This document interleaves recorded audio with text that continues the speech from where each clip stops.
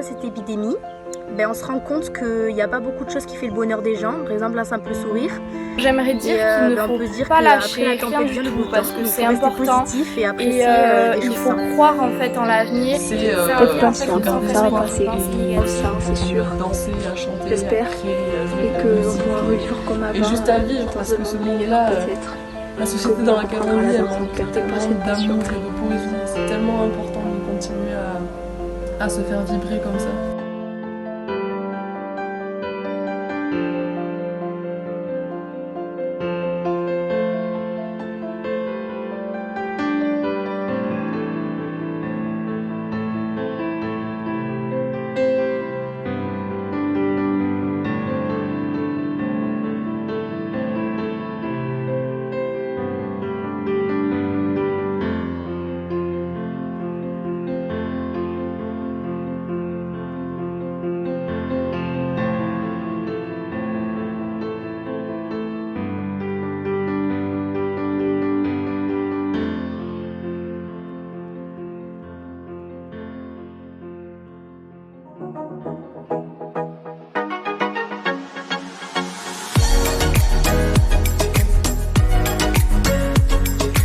Forcément, ça rend la chose un peu plus compliquée parce que on voit plus le groupe avec qui on aime danser, qui nous motive et on se retrouve seul. Même si pour moi, ça m'empêche pas de danser à la maison. Bien sûr que non. Oui, parce que je suis découragée, forcément découragée. J'ai l'impression que plus jamais on pourra reprendre la danse.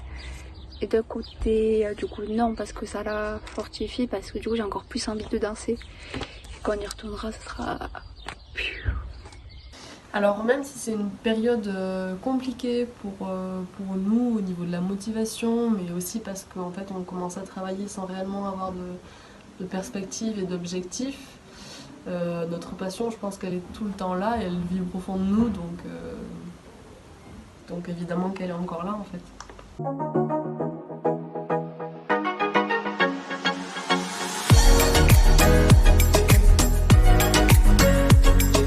C'est les connaissances qui sont en lien avec l'art. Donc je prends l'exemple de la danse ou du théâtre.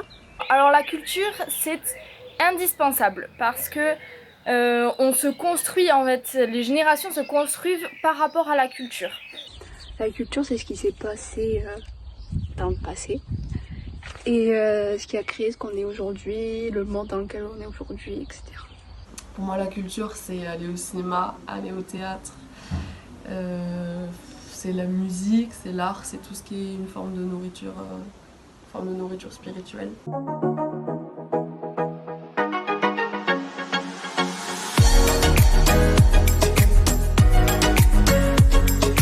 C'est compliqué parce que, en particulier pour les expressions, parce que le masque, ça cache le bas du visage, donc on va privilégier le regard. Et après, arriver à la danse, c'est quelque chose qu'on doit retravailler pour s'exprimer avec tout le visage et forcément, c'est une difficulté supplémentaire. Quand je suis en cours, c'est stressant et en fait oppressant aussi de la voir.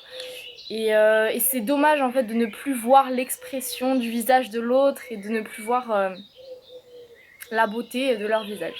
Alors maintenant, beaucoup mieux, même si c'est quand même compliqué. De part parce qu'on peut pas du coup voir les émotions des autres, transmettre des émotions à part par le regard, mais ça laisse pas paraître grand chose.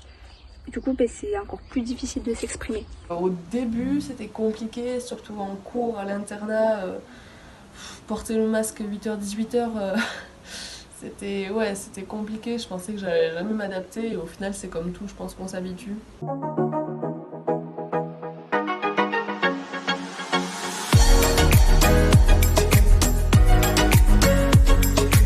Pour mon cas, je pense que oui, parce qu'à la danse, on n'a pas le même groupe d'amis que là où on travaille.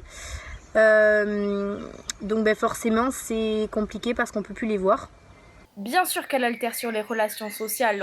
On est contraint, en tout cas en confinement, on est contraint à être derrière un écran pour se parler. Et sinon, avec le port du masque, on ne voit plus vraiment l'expression du visage. Et même pour nous, du coup, ça nous contraint aussi. Et pour les enfants aussi, bien sûr. Oui, parce que du coup, on peut pas voir des gens, un petit peu moins. Du coup, on peut pas voir les gens, se tourne vers les réseaux sociaux, où les réseaux sociaux sont des personnes fausses. et du coup on peut pas créer de vrais liens. Je pense que cette crise altère énormément les relations sociales et ça me fait même un peu peur, surtout au niveau des petits, en fait, de l'enfance, parce qu'en en fait, on est en train d'apprendre, surtout aux enfants qui sont en train de se construire, on est en train de leur apprendre que l'autre est un danger et qu'il ne faut pas approcher l'autre car tu peux attraper une maladie, sauf que tous les dégâts qui vont avec, c'est qu'on va voir l'autre comme un danger et pas comme une potentielle rencontre et je trouve ça tellement dommage.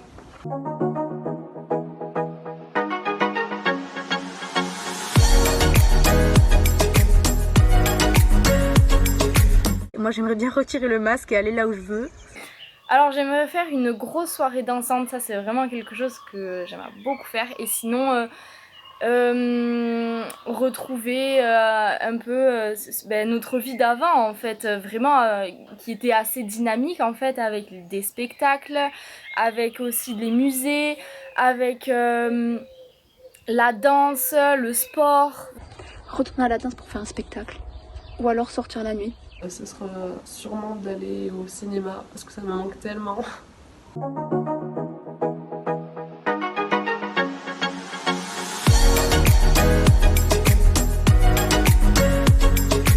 Cette période, ça m'a freinée sur des choses que j'aimais beaucoup.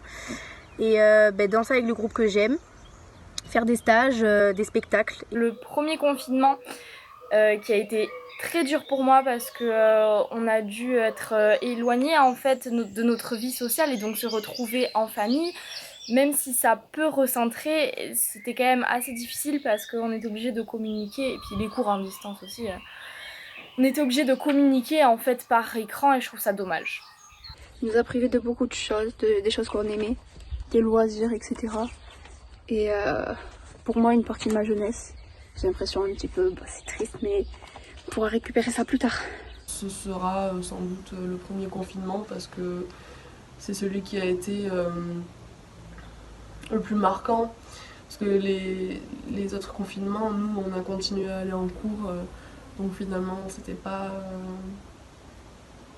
aussi marquant en fait que le premier où on a vraiment tout stoppé et qu'on était là en mode ok, qu'est-ce qui se passe, c'est l'apocalypse, on savait pas.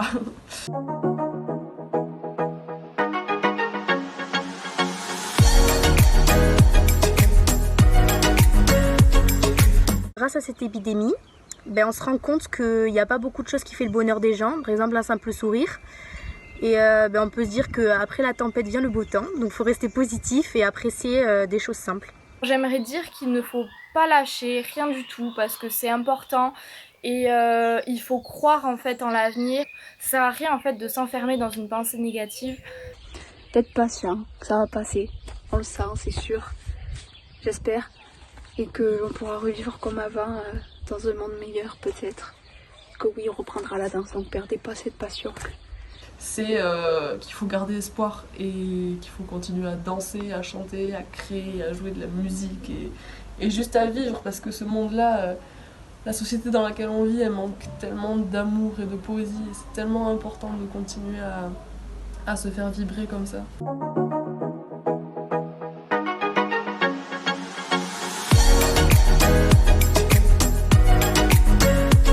C'est une passion et c'est une autre manière de m'exprimer et surtout la possibilité de me surpasser. En ce moment, du coup, elle est un peu en stand-by, mais elle a quand même une grosse place dans ma vie parce que je veux toujours faire ce métier. De plus, avec la danse, je peux exprimer en fait les émotions que je ne peux pas exprimer en parlant ou en marchant, ou c'est tout bête, hein, mais vraiment c'est quelque chose qui est très important et c'est vraiment le noyau en fait de ma construction.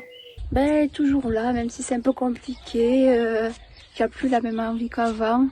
Danser chez soi, c'est un petit peu triste, mais elle est là et elle aide à enlever toutes ces mauvaises pensées. Et la danse dans ma vie, elle a une place très très importante. C'est dans le milieu de la scène et de la danse et du théâtre que je veux m'orienter moi dans 1 ou 2 années. Donc ouais, pour moi c'est très très important et c'est même vital. J'en ai besoin pour m'exprimer, pour extérioriser, pour me faire du bien. C'est très important pour moi la danse.